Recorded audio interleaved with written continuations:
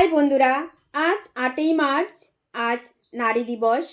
তাই নারীকে নিয়ে আজ কবিতা শোনাবো। তার আগে বলতে চাই, যে মানুষগুলো নারীকে পায়ের যোগ্য মনে করে, তাদেরকে সম্মান করে না, তাদের প্রতিবাদ জানিয়ে আমি এই কবিতাটি লিখেছি। কবিতার নাম নারী।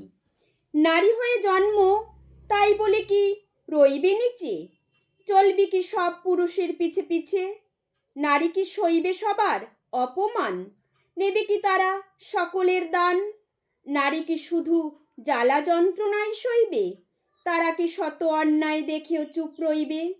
নারী সত্যি সত্যি পুরুষের কাছে হীন?